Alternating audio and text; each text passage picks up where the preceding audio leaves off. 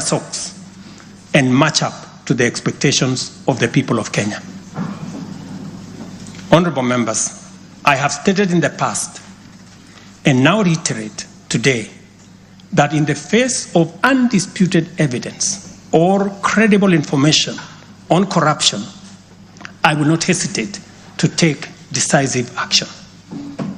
Accordingly, I now direct, in furtherance of the principles enshrined in Article 10 of the Constitution on transparency and accountability, and based on new information provided by investigative agencies and partner nations, that the procuring agencies within the Ministry of Transport and the Ministry of Energy and Petroleum immediately cancel the ongoing procurement process for the JKIA expansion public-private partnership transaction, as well as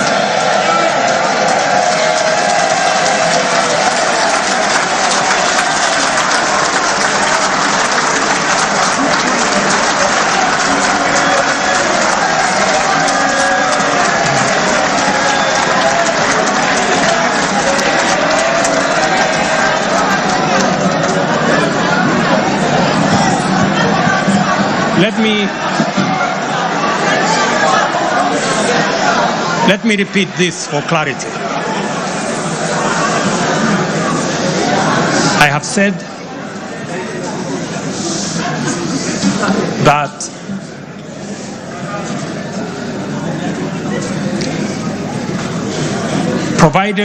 because of the information that has been provided to us by partner nations, I have directed agencies within the Ministry of Transport and the Ministry of Energy and Petroleum to immediately cancel the ongoing procurement process for JKI expansion public-private partnership transaction, as well as the recently concluded Ketrago transmission in public partnership.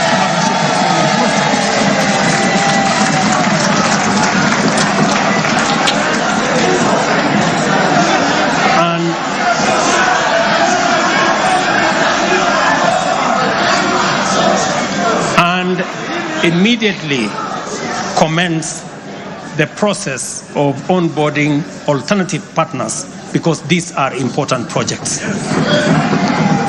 Honorable members, the work of taking our nation forward is our collective responsibility as citizens.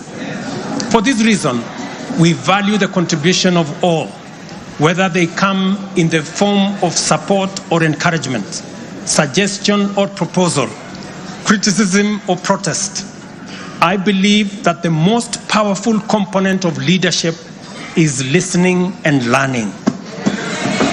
Therefore, I engage with you and listen to all citizens, their elected leaders, public officers, administrators, teachers, and other professionals, learners and the youth, farmers, fisherfolk, pastoralists, traders, craftsmen, artisans, nurses, doctors, community health promoters, and workers across all types of sectors in every sector. I listen too to religious leaders, the civil society, industrialists, entrepreneurs, and professionals. Their contributions and everyone else's have my full attention and commitment to respond through positive, affirmative action that takes the national transformation endeavor forward. I commit to continue listening and acting, to engage, debate, deliberate with you, and to take your input into consideration in serving our nation. By design, the bottom-up economic transformation agenda is defined by its capacity to elicit feedback in the course of implementation and incorporate the same in making improvements and further progress. With every input from stakeholders, our ability to drive progress increases. By listening to you and to every Kenyan, I am able to serve this nation better. As we take part in this necessary discourse, I want to make one thing very clear. I am fully invested in the success of the strategies, policies, programs, and projects under our plan. For this reason, I am committed to do all it takes and work with every willing Kenyan until we succeed, because failure is not an option. Given the challenges our nation has faced, it has become clear, honorable members, that overcoming these obstacles requires the collective energy, the collective wisdom, ideas, and goodwill of Kenyans of all political, cultural persuasions, religious beliefs, and walks of life. The wisdom of entrenching national unity and inclusivity as a national value in our Constitution is clearly evident. Our diversity is our source of power. And this moment in the history of our nation calls for radical collaboration to transcend our challenges. We do not have the luxury of magnifying our differences. It is time for all of us to pull together and usher the nation into the future of our dreams. With this in mind, I initiated extensive consultations with leaders from across all divides, public and private. Through these engagements, we resolved to reimagine unity and inclusivity and harness the full potential of our nation through bipartisanship, which culminated in the formation of the broad-based cabinet.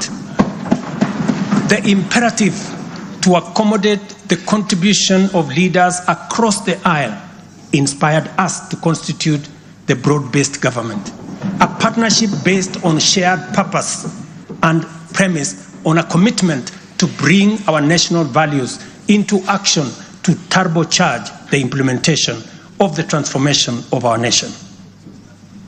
Being a farmer myself, transformation is like farming. A lot of resources are invested in plowing the land and planting the seeds, after which there is nothing to see for all the work except stretches of bare earth. Impatience might lead to anxiety and lamentation of the waste of effort in seed buried in the earth. However, after a brief wait, seedlings sprout, requiring close attention, weeding, and patient tending into the crop that will be ready for harvest. So is economic transformation. It requires hard work, investment of resources, patience, and faith. We have planted the seed, and all over the field, it is beginning to sprout. While admittedly there remains much to fulfill, our collective hope to deliver the national economic transformation that this nation so dearly deserves is on course. I am proud to declare that we have also made undeniable progress in building on the strong foundation laid in previous years and getting the national development project off the ground. Honorable members, from the reports that I have the honor to table for your consideration and debate,